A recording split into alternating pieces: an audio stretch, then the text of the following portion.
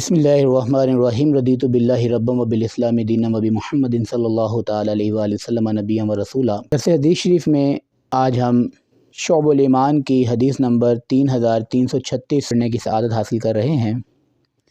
حضرت سلیمان فارسی رضی اللہ تعالیٰ عنہ سے روایت ہے، فرماتے ہیں شعبان کے آخری دن میں حضور نے ہمیں خطبہ ارشاد فرمایا، اے لوگو تم پر ایک عظیم مہینہ سایہ فگن ہونے والا ہے، وہ بڑا بابرکت مہینہ ہے۔ اس مبارک مہینے کے اندر ایک عظیم رات ایسی ہے جو 1000 مہینوں سے بہتر ہے۔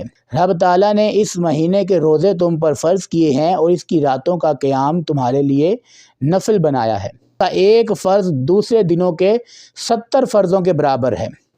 اور نبی علیہ الصلوۃ والسلام نے پھر ارشاد فرمایا یہ صبر کا مہینہ ہے، اور سرکار نے فرمایا صبر کا ثواب جنت ہے۔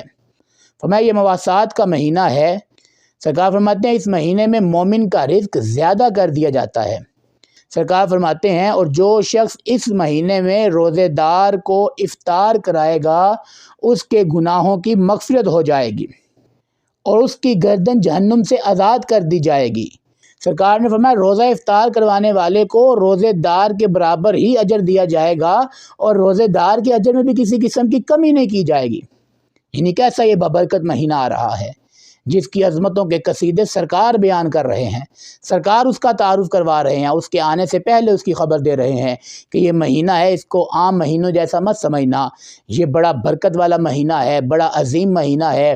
اس مہینے کے اندر رب ذوالجلال نے نیکیوں کا ریٹ بڑھا دیا ہے، نفل کا درجہ فرضوں کے برابر ہو گیا ہے، ایک فرض کے اوپر 70 فرضوں کے برابر اجر ملے گا۔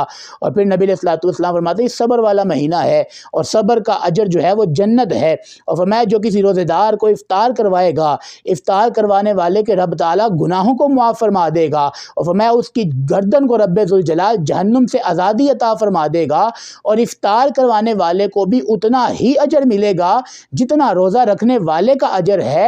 اور فرمایا روزے دار کے اجر میں بھی کسی قسم کی کوئی کمی واقع نہیں ہوگی۔ جب صحابہ نے سوال کیا کہ حضور ہم میں سے کوئی بندہ اتنی اگر استطاعت نہ رکھتا ہو کہ وہ اچھے طریقے سے افطاری کروا سکے، تو حضور فرماتے ہیں یہ سارے اجر اللہ اس کو عطا فرمائے گا جو ایک دودھ کے گھونٹ سے کسی کا روزہ افطار کروا دے، جو ایک کھجور کے ذریعے کسی کا روزہ افطار کروا دے، جو ایک پانی کے گھونٹ سے کسی کا روزہ افطار کروا دے۔ سرکار فرماتے ہیں یہ سارے اجر اللہ اس کو عطا فرمائے گا۔ کس قدر عظمتوں والا برکتوں والا مہینہ آ رہا ہے کہ ایک دودھ کے گھونٹ کے پیچھے، ایک پانی کے گھونٹ کے پیچھے، ایک کھجور سے روزہ افطار کروانے کے پیچھے جہنم سے آزادی کا پروانہ مل رہا ہے، گناہوں کی معافی کا سندیسہ مل رہا ہے، روزے دار کے اجر کے برابر اجر مل رہا ہے۔ امام آقا علیہ الصلوۃ والسلام نے فرمایا اور جو روزے دار کو پیٹ بھر کر کھانا کھلائے گا، جو بڑے احسن انداز سے افطاری کروائے گا، تو نبی علیہ الصلوۃ والسلام فرماتے ہیں اللہ تعالیٰ اس کو میرے حوض کوثر سے جام عطا فرمائے گا، اور وہ جام ایسا ہوگا، سرکار فرماتے ہیں جب تک وہ جنت میں نہیں چلے جائے گا اسے پیاس نہیں لگے گی، اسے پیاس محسوس نہیں ہوگی یہاں تک کہ وہ بندہ جنت میں داخل ہو جائے گا۔ سرکار فرمانے لگے اس مہینے کے 3 درجے ہیں، 3 عشرے ہیں۔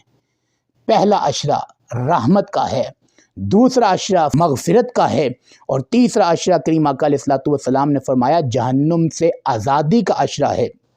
سرکار فرماتے ہیں جو شخص اپنے مملوک پر اس مہینے میں تخفیف کرے گا، کوئی اپنے انڈر کام کرنے والے کے کام کے اندر کمی کر دے، اس کے تھوڑا سا آسانی کر دے، فرمایا جو اپنے مملوک کو تخفیف کا معاملہ فرمائے گا، اس کے کام میں آسانی کر دے گا، تو سرکار فرماتے ہیں اس آسانی کرنے والے کو اللہ تعالیٰ بخش دے گا اور اس کو جہنم سے آزاد فرما دے گا۔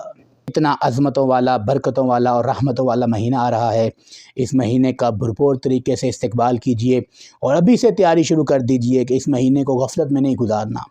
اس مہینے کو بڑے اہتمام کے ساتھ، بڑے ادب و احترام کے ساتھ عبادات کرتے ہوئے، رب تعالیٰ کی بندگی کرتے ہوئے، نمازوں کی کثرت کرتے ہوئے، قرآن کریم کی تلاوت کثرت سے کرتے ہوئے، توبہ و استغفار کرتے ہوئے، حضور کی ذات اقدس پہ درود و سلام کے گجرے پیش کرتے ہوئے گزارنا ہے، دعائیں کرتے ہوئے گزارنا ہے۔ اس مہینے کو رائے گاہ نہیں جانے دینا۔ اس مہینے میں جب اتنے انعام رب تعالیٰ کی طرف سے برس رہے ہیں، رب تعالیٰ کی رحمتیں چھما چھم برس رہی ہیں، اتنی نعمتیں، اتنے کرم رب کے ہونے والے والے ہیں، تو ان تمام انعامات کو اپنے دامنوں میں سمیٹنے کی کوشش کرنی ہے۔ اللہ تعالی ہم سب کو ماہ رمضان مبارک صحت و عافیت کے ساتھ دیکھنا اور صحت و عافیت کے ساتھ اس ماہ مقدس کے روزے رکھنے، اس کے اندر بندگی کرنے، ماہ مقدس کے اندر رب تعالیٰ کو راضی کرنے والے عمل کرنے کی توفیق عطا فرمائے۔ وآخر دعوانا الحمدللہ رب العالمین۔